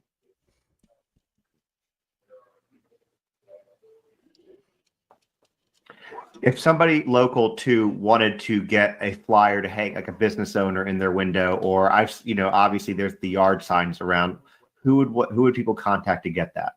Do you know? If you're trying to print it out yourself, you can always go on the TBI website and print it out. If you're wanting flyers so that you can put them up so that your Exactly, customers, your Rosebud. patrons can grab a flyer when they come in, swing by. I got stacks of them. UNC left me 10,000 flyers, and we will go through them. TBI has told me that they will print out more flyers for me. I asked for 6,000 the last time I spoke to them. I agree, K9. They were kind of like, really? And I'm kind of like, I'll take all you can give I'm me, definitely afraid of snakes. because I'm not going to stop. I got people tearing down flyers and taking them out, and so I got to replace those too. It just means I have to double my efforts more than they already are. And what about the yard signs that we see? Do you know where those are at? From my understanding, there is a gentleman by the name of Rip Wheeler that has those. I can find his information. Okay, I can always update people with that, but I know that I'll put one in my yard. I'm happy to do that. There's one actually right at the corner of my neighborhood. And I'm happy to pass out some flyers and some stuff too, and be out there again to help you search. So I'm glad that you've gotten good support from everybody, and I'm putting the address up for everyone. If you want to go help search, if you are local, look, you don't have to come out for the full day. Lend some time, a couple hours. It's, if you have 10 people lend an hour, that's 10 hours. That's what they need. They need eyes. That's the most important thing in these searches. If you were here yesterday listening to Caleb Harris's parents, that's what they need too. Eyes. That's what Seth needs. On your way to work, if you're an Uber driver and you're dropping people off, if you're a Pizza Hut delivery person or Papa John's or Domino's, you're delivering food, you're going everywhere. Just if you're a delivery person, period, You get out to more places, UPS drivers, FedEx drivers, anybody that's out there on the road, including law enforcement. If you're out there, I need your eyes open. Please look for my son.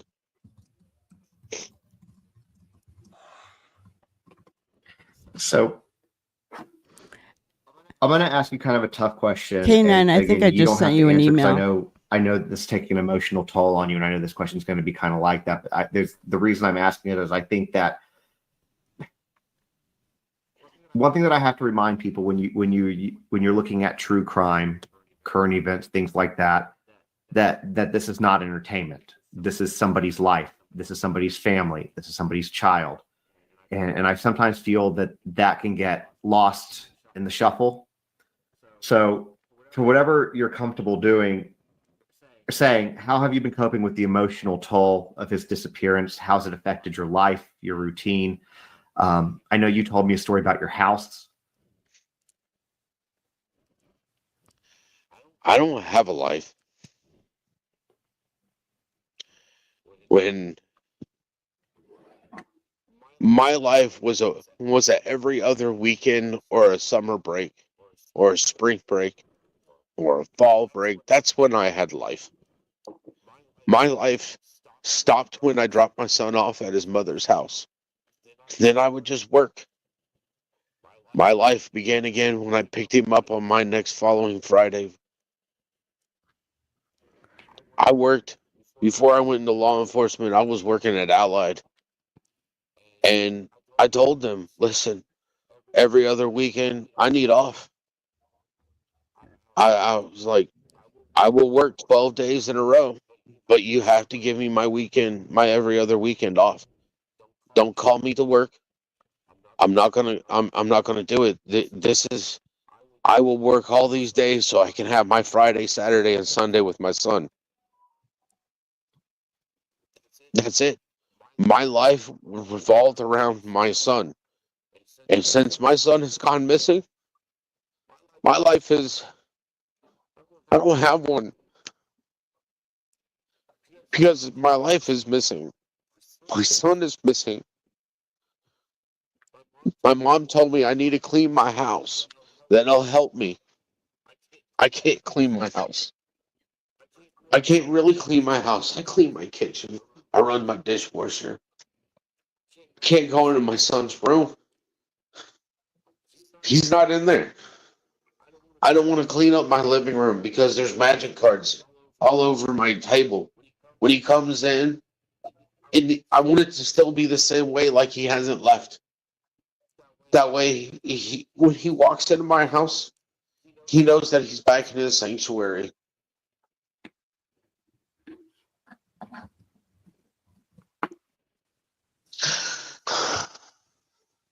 Routine?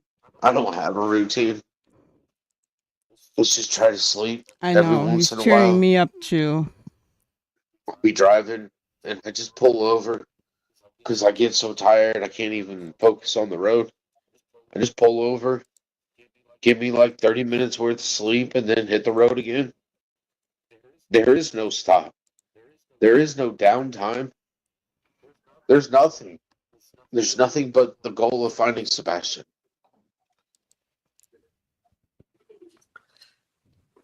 Regarding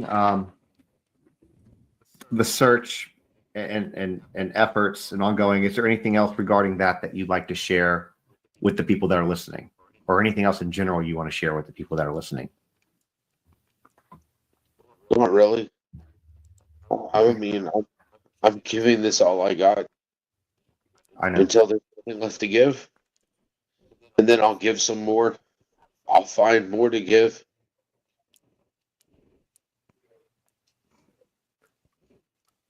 So, like I said, as you can see, this man needs help. He needs help. So again, if you are local, I know that there are a lot of Oh, I local wish I could people get watching out this. I there. know that this was shared in the groups. I've said this a couple times. Please go out and search, even if you can only do it for an hour, 30 minutes, whatever. If you can't, the Cash App scrolling across the bottom of this, the TMB Fleming, that is Seth's friend who is managing this stuff for him. Because when I tell you all this man does is search for his kid. That is literally all he does. That's all he does. He might get 30 minutes of sleep every now and then. He eats enough to kind of keep going on. So he has people that are helping him with this. And like I said, searching can be expensive. So please do help. And if you can't help with your eyes, help monetarily, help, sharing. Even if you aren't in the area, like he said, you can go to the TBI's website, download Sebastian's flyer. You can plaster it all over your social media because optics are everything in cases like this. There's a couple questions in the chat that I've gotten a lot that I want to ask. And again, you can answer whatever you don't want to answer. But a lot of questions, and I know that this is going to come up in the coming days because it's already been, so that's why I'm asking it, is in regard to the clothes that he was wearing to Texas Roadhouse. Do you know if police have it? Do you know if they're accounted for? Anything like that? Or are you not even allowed to say? I don't. I have no idea. I mean, we're talking about, I was in that house for on and off for 3 days before it became a hostile situation. But I didn't get to see that video of Texas Roadhouse for over a month before they showed me that video. Thank you, K9. So I can't even tell you what clothes were there. That would be something that welcome K9. the investigators She's one would of our have new to mods actually here. look for. Okay. I know people asked, and I wanted to make sure that, they heard it from you. So the goal with this is to make sure that we quell rumors around it, because really when you're searching for somebody, you want to make sure that the truth is what's out there and the truth people have, and getting it straight from you, is helpful in that situation. One thing that I want to address, I want to be very cognizant of your time because I know you're mentally and physically exhausted. But this is something that I'm going to say on my own. Because again, I'm on these apps. I see comments that are made. I see what people say about people, and people can be very cruel on the internet. With some of Seth's interviews, people have tried to judge his body language, the way he holds his hands over his head or whatever. I'm telling you, think about how you would feel if you had been on your feet with limited sleep, limited food, an emotional, not even a roller coaster. Well, yes, he's been on his feet, but not only that, he had a problem with his shoulder that he ended up having to have surgery on in between all of this, right? So, I mean, come on. That's why he puts his hand up. You can see that one hand, he's always making that shoulder move around, Anybody couldn't tell that he was having issues with that shoulder before he even said he had to have surgery on it. I don't understand. It's an emotional dive. Plus you injure yourself while searching. Just kind of think about that before people start giving any accusations about him, because I can tell you he's doing it right now. I have talked to him a good bit, especially in the last few days. A lot of creators that I know who he's talked to, Pascal, others that he's been with, who he's talked to, we can all tell you that this man is incredibly genuine, and the only thing he wants in the world is to find his kid. He has good reason to believe that Sebastian is still alive. So the important thing to do is find him, because, in these situations, time is always of the essence. And I feel personally, without you having to say this, is that once, I'm trying to think how I want to word this carefully. Once they scaled back the search, it felt like there was no more search except for what you were doing. Even with the search, when it was heavy, they didn't take, I know that they took your phone and they took Katie's phone for a long period of time. I know Chris got his phone back within a matter of hours. I know that they came in and searched the house for a couple of times. When I say search the house, I mean they came in and looked, but there's not been anything done, from my understanding, and you can correct me if I'm wrong, forensically.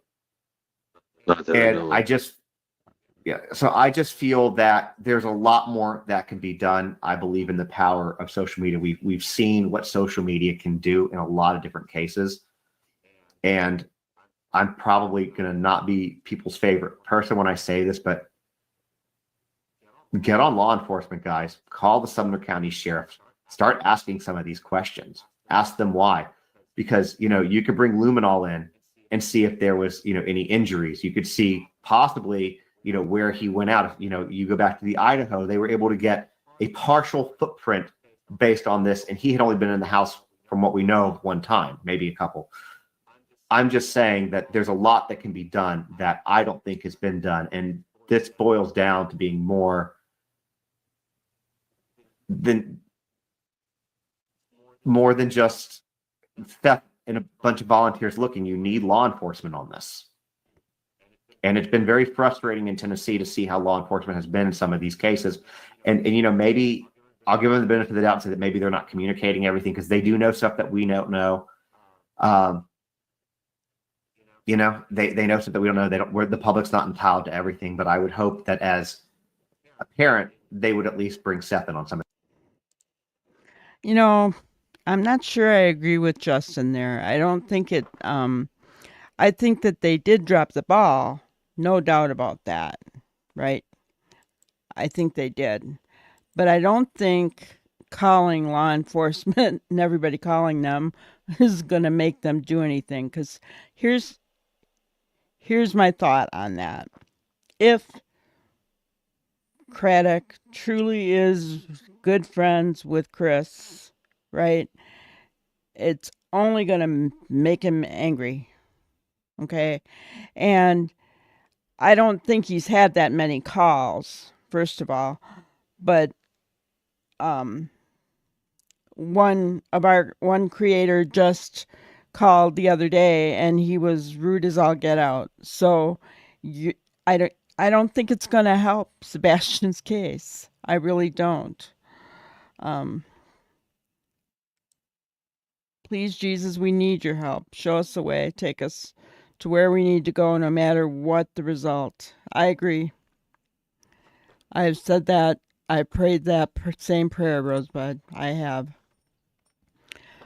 But I'm just saying, I don't think everybody bombarding Sumner County Police is going to help anything. that. And you don't have to say anything to that. I'm just saying that.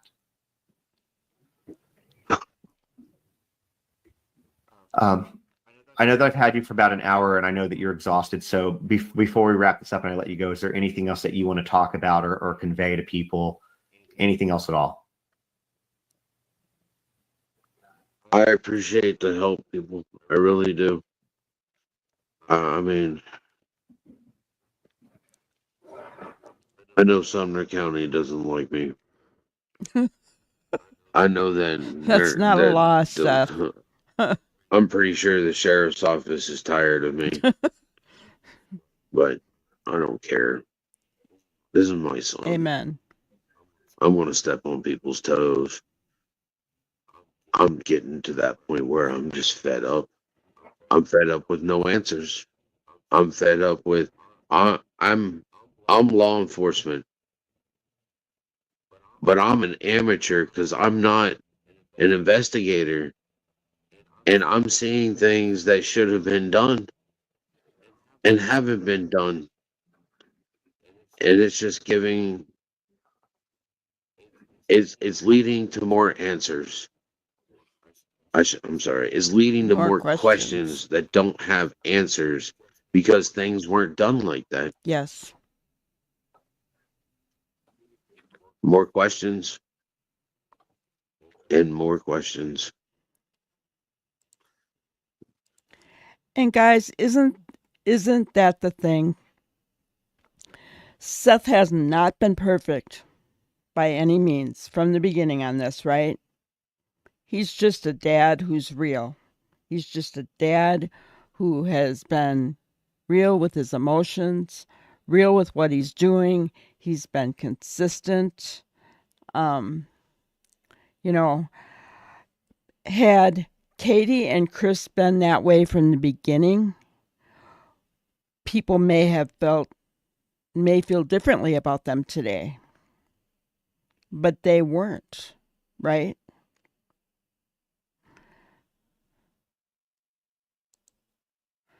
I wonder, is Craddock fed up answering the phone to Katie? I don't know. I don't know. And I haven't shared everything that I know. But the No, I know you investigation, can't share everything you know. You can't. No, you can't. And we don't want to know. I can't. Because some of that stuff that I know that have been through leads that I've gotten, I want to share. But Sebastian deserves justice, not vengeance. Yes, he My does. son's going to have justice. And we're going to find him alive. Because if you've hurt my The, son, I feel sorry for you. yeah, I wouldn't want to cross you either in that way. There's a couple things that I wanted to make sure that we brought up before we closed out too. One, I'm going to put this here first. So if you want to Not add, again. I'm going to stop scrolling for just a moment here on the bottom. But if you want to add to Sebastian's reward fund, what's the reward up to currently, Seth?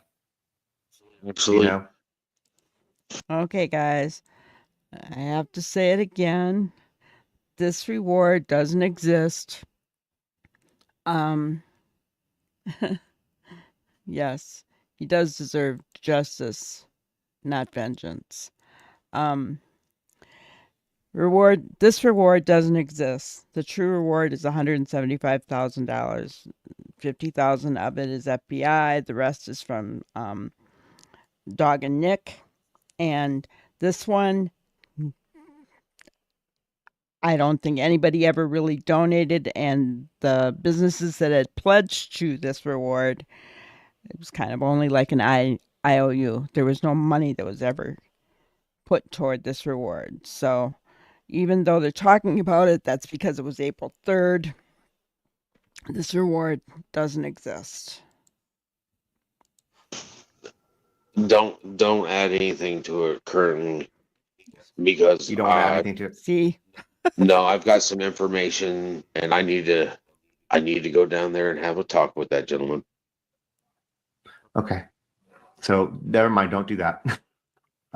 Thank you for sharing that. The other thing that I want to make sure that I share with y'all, and I know this has been scrolling at the bottom as well. If you'd like to go, let me see, there we go. If you'd like to go purchase this, you can go to bonfire.com/Sebastian-Rogers. This makes you a walking Oh, that's the billboard first I've for seen him. that. You can get it in all different colors. It's only $35, which I can tell you it's print on demand. And for print on demand, that is cheap. You can get it in a sweatshirt, a t-shirt, a hoodie, women's clothing. There's all sorts of different options that you have, all sorts of different sizes. And do the proceeds for this, does any of this go towards you once you get it, or towards the search? It was supposed of? to. I haven't seen anything from it. Okay. Well, you You can know. get it on your own then, and yeah, it's a walking I- billboard at least. Yeah, there's actually on the Facebook page, there's a lady up here in Clarksville. I think she's charging like $25 for a shirt. I can get that information and give it to you. Yeah, if you get that, I'll happily post that, and You we know, can do that. I mean, I'd rather it stay in the community, if not in the community, at least in my community. You know, if not Sumner County, then at least in Clarksville, in Montgomery County, because she has a job. And if we can bring income to her job, then it stays instead of sending out to somewhere else. Nothing against the company or whatnot, but really don't know them. Somebody asked me to design it, and they asked me permission. I told them go ahead. And then this lady saw them, and she runs a print shop up here in Clarksville, and she's the one that made this one for me. So the next thing, and then there's going to be two more things that we close on that I want to talk about regarding something that you told me about Nancy Grace tonight as well that I forgot to say at the beginning, so I want to make people know that you're doing it. But before we do, let me show you this. There's a lot of y'all have been asking about a Cash App, GoFundMe, etc. There is a GoFundMe, and I talked to him about the GoFundMe. And look, GoFundMe's take 50%. So then I said, do you have a Cash App? And he doesn't really manage that himself. He'll tell you that. He'll tell you that right now. But his friend is helping him with it. So if you want to Cash App him, there you go. It's been scrolling across the thing the whole time. If you want to take your phone out and snap that or screenshot that so that you can Cash App, Seth, you can tell them that money goes to you. That goes to the search. That goes to help him. So a lot of y'all are asking what you can do financially. So that's the way to do it. Yeah. Now, Ollie, Go ahead. go ahead. Sorry. No, go ahead. So the other things I want to talk about, I'm going to leave this up while we do. At the beginning of this, we talked about the fact that, or I talked about the fact that Chris said, or maybe I forgot to talk about it, but Chris said that he was going to take a lie detector test, a polygraph. He had said, if I recall on a previous interview, that he had already taken one. Then when Nancy Grace asked him, he said he hadn't taken one. And Nancy said, if I set one up, will you take one? And he said he would. So Nancy Grace sets up the polygraph. And Chris gives the excuse that he can't take it because of the TBI. Literally have never heard that excuse ever, because it would have nothing to do with that. However, Seth is also taking a polygraph that Nancy Grace is setting up, and you're doing it on Wednesday? Yeah, she asked me if I would take one because I haven't had one yet. And I told her, sure. And they turned around and called me back earlier today, and they're setting it up for next Wednesday. So I want to just kind of point that out, that this man has nothing to hide. I'm sorry, say again? Said, yeah, I'll be there. Yeah, he's got nothing to hide. And if the TBI tells me that I can't take it, they need to put it in writing so I can show it to everybody. I have a feeling the TBI isn't going to give a shit if you take the polygraph. I'm pretty sure that they won't. I don't care. I don't have anything to hide. So why would I? Why would I? I don't want to hide behind HIPAA. Yeah, I get what you're saying. Somebody just said something, made an offer for you, and I know that you're searching, but I'm going to pin this up. And if you're interested, you can tell me and I can get you two together. But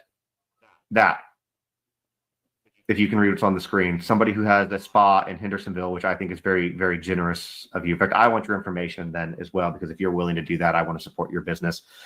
But it might behoove you with what you've done to yourself to maybe take 30 minutes to an hour and take advantage of this. If you want it, I can get with this person, and I can get you with them, and we can get everything set up so you can let me know. Oh, that's nice. But I think that it would be really beneficial for you, because you and I both know, okay, look, we're not young anymore, Seth. We don't heal like we used to heal. And you know that if you keep going the way that you're going, you're going to make it so you can't go at all anymore. Speak for yourself. I'm still young. I put stuff in my goatee to make it look all gray and everything, okay? Is that what you do? Because I put stuff in mine to get rid of the gray, and I didn't do a good job tonight. See, Hi, I think it's Aquarian. called Good stress, to see you. but it's cool. I find myself, stress. I can get rid of some of that stress. A lot of it when I find out. Okay, well, then let me put it. Then you will be able to keep going because you heal miraculously, but it will still help your shoulder. Is that better? That's better. Before we wrap up, and by the way, for that person, if you want to get a hold of me, shoot me an email. My email, I'll drop it in the chat real quick. It's Justin, Justins, Justins on TikTok @gmail.com. And you shoot me an email if you don't mind, and I will happily put you two together so you can help him because this man it'll help him greatly. I know that. So before we wrap up, anything else at all that you want to say? This is your opportunity. It's your platform.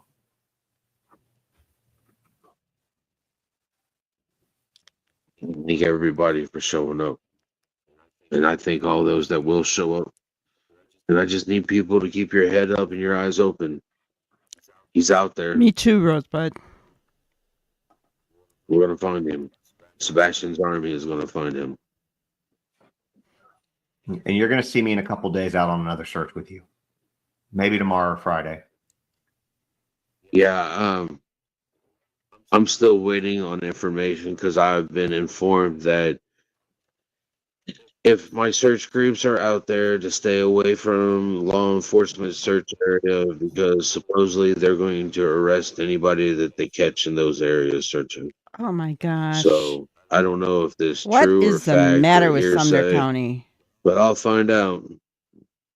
Let us know, and I will make sure to. If that's the case, I will happily blast that information out there. Because why you would stop people from searching? Because I've been out there. Nobody has gone on this search and has been anything but respectful that I've seen of people's property, of people's time. So why they would want to impede searching for a kid? Well, they're I think we used the word odd. that. Do I? Again, sorry. I said I think we used the word odd earlier, but sorry. What'd you say? I interrupted you.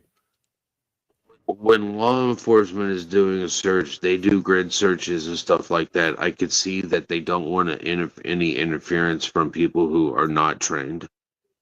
Okay. They don't want anybody stepping on evidence or anything of that sort. So believe me, I try to find out where they're at so that I'm not having any of my volunteers coming across them. Are they really out there though? So if you are out volunteering and you are handing out flyers and you see them, kindly just turn around and walk the other direction. Because we don't need to be spending money on bail. Okay. Oh my gosh. Yeah, I would agree with that. So I guess if you are going to search, don't do it. With that being said, don't do that on your own. Just meet at the rudder at 9:30, or if people were to get there a little bit later, are they still able to search? Yeah. They get there after that 9:30 mark. Yeah. So if you can't get there at 9:30, they're doing it between 9:30 and 5. Get there when you can. Again, if you can donate just a couple hours, time is free.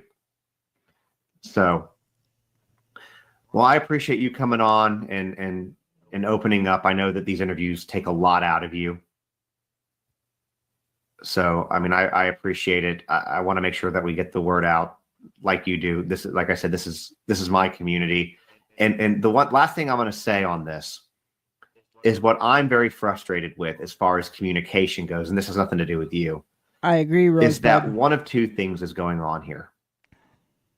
Either in our community, the community that I live in, where I have a child in this community, either there's a child abductor out there and they have not reassured the community that we're safe, or they don't believe that there's a risk to the entire community and there's a reason for that. Those are the only two options that you have here. But being the fact that I am a member of this community, I live in this county,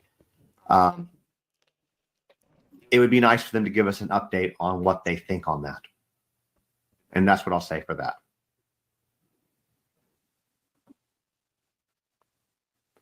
So, Seth, I appreciate your time. Try to get some rest, and that when that person messages me, I'll put you in contact with them, and I hope that you take advantage of the massage. And the other thing, which I know I have beaten this horse to death with you, I know that, but I'm going to say it again anyways. Please call Joe Petito. Will do. I'll do that. Okay. Well, have a great night. Thank you for coming on, and you and I will talk soon. Yes, sir. All right, have a good one. Okay. And the last thing he said was about Joe Petito.